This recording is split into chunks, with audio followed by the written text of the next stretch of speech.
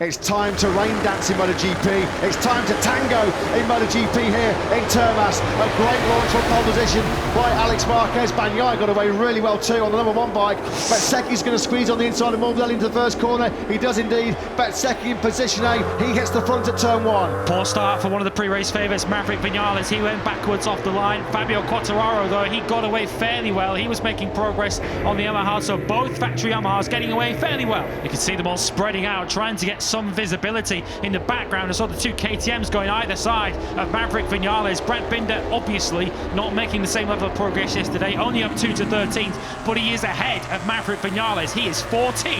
Oh, Brad Binder's gone down. Brad Binder has crashed out then, so there won't be any repeats of his stunning sprint success yesterday from 15th to 1st. In that incredible sprint, Quartararo gets tagged there as well. Zach Nakagami flying through into turn number 7.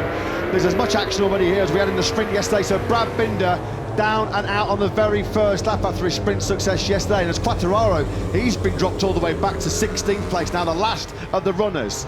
So Bezzecchi with a half-second advantage at this stage. The three Ducatis who started from the front row are still yet first three, although the order has changed. Bezzecchi now leads from Marquez and Bagnaia. Then it's Morbidelli. Zarco's up one off the line, but Aleix Espargaro making quick progress. The back of the fourth row, he's now up into 5th position. The Zarco-Espargaro battle has been going on since turn 13 on the first lap. It continues through turn 4 on the second lap, but Di Gianantonio getting involved with that. He started his Grand Prix in 14th position. He's already made up half the distance from himself to the front. He runs 7th. Look at that spray being kicked up further down the field. It must be so impossible, almost impossible to judge your braking mark in the 5. This Aleix Espargaro-Zarco battle is raging on quite intensively here, isn't it? Zarco on the inside of our race winner here 1 year ago at turn number 5. Here is what happened to Brad Binder into turn 5. Yeah, into turn 5, really tricky braking zone, isn't it, that one? And on the inside of him, is it Maverick Vinales? He just got clipped there. Ralph Fernandez was really forced on the outside there. So this is what happened into turn 7. It's Taka Nakagami that comes up the inside of us. There he is, and forces Quartararo off onto the very slick runoff. Miller and Zarco, they're having a right good old ding-dong here, aren't they? This is the fight for 7th place. That was an excellent 6th lap there from Bezzecchi. A 1:45.510. He's just reeling off fast laps after fast laps to streak away here. Alex Marquez had nothing for him on that previous lap. Likewise, Bagnaia. They both lost half a second to this man. The advantage now up to nearly 1.6 seconds. And at the moment, all Marco Bezzecchi can see ahead of him is empty tarmac, which is exactly how he wants it. That's not the case for Fabio Quartararo, who's trying to deal with our sole rookie, Augusto Fernandez, and finding it hard work at the moment. Top job this by Augusto Fernandez. This is a complete journey into the unknown for him. He's not got a lot of wet weather experience, and he now fires up the inside of Aleix Espargaro as well, making light work of some of the most talented riders, the most experienced riders in this MotoGP back, isn't he, right now, Augusto Fernandez? That's brilliant. Something's happened here to Jorge Martin. This is going to be a little... He went wide going in through 14 and then out of the seat. He was just a little bit offline, wasn't he? That sets him on a different trajectory then, coming through 14 and lighting up that Michelin rear rain tyre was Jorge Martini.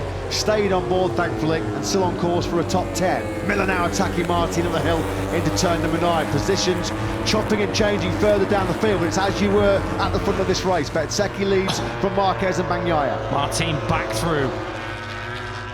Oh, look at that by Zarco on the inside of Rins going through turn number 11.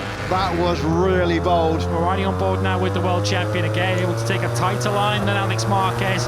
At the moment, it looks as if Marquez is much more on the limit than Bagnaia, and now he's watching him go past him. Yeah, you wonder whether this is just a little bit more expertise and knowledge of the bike in the rain conditions, isn't it? Pecco Bagnaia, this is his 5th season on the Ducati. Alex Marquez, though, he's not letting him have that second place, is he, for free?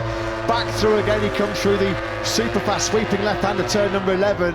Great action here between Marquez and Bagnaia. These two were at it hammer and tongs in the sprint yesterday. Bagnaia finds a way back through into turn number 13. Through they come. He has got the inside line. Nothing that Alex Marquez can do about that then. Here is the close action. We saw this in the sprint yesterday, didn't we, between Alex Marquez and Pecco Bagnaia. This was a classy move here by Bagnaia. You've got to be extremely confident in your front tyre to fire it up the inside of Marquez coming into turn number 13. But the world champion, as you'd expect, exudes confidence with that number 1 plate emblazoned on the factory Ducati. Oh, Bagnaia's gone down! Can you believe it? Just out the corner of our picture there, Pecco Bagnaia has made a mistake, a big mistake. He was in second place, couple of laps after he passed Alex Marquez. And the number one in the gravel trap here, head in hands for Davide Tardozzi. We saw this on more than one occasion, didn't we, last season towards the first part of 2022, when he got dropped 91 points at one stage after the German Grand Prix by Fabio Quartararo. Old habits die hard sometimes, and Bagnaia crashes out of second place. High drama here in Argentina. Fabio Quartararo was almost out of the seat there. The rear end of that Yamaha was starting to come round on him through turn 13 as Alex Rins drifts wide. Quartararo is certainly going to take that gift-wrapped opportunity to move through into 7th place. The advantage has been halved already in the first 2 splits. He was 8 tenths behind Morbidelli at the start of this lap 23. It was 4 tenths down in sector 2. It's less than that now. Morbidelli was wide. He was on the paintwork there, wasn't he? He couldn't get the power on as he ran on the slippery paint, and Zarco just eases on through. So Morbidelli does surrender that podium place. So the focus on this final lap is on our 2 Frenchmen, Joan Zarco chasing Marquez and Quartararo still chasing Jack Miller onto the back straight. Zarco just able to get the power down out of turns 3 and 4 as he tries to pull alongside Alex Marquez. He'll look to pick up a little bit of slipstream now. He's not even bothering with it, is he? He's up the inside line. He can break so much later than Alex Marquez, who shakes his head. He's got no answer for it. Absolutely awesome job this by Zarco.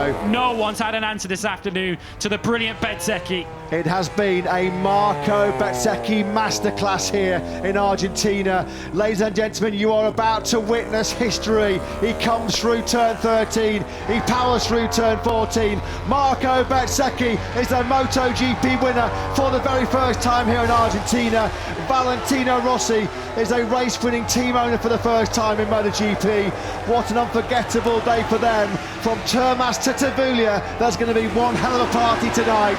Make no mistake about that. Huge credit goes to Joan Zarco. What a recovery by him to take second place. Alex Marquez finishes 3rd. Another victory for the 46 in Argentina, Marco Bezzecchi. The first MotoGP victory. Marco was simply the best in Argentina this afternoon.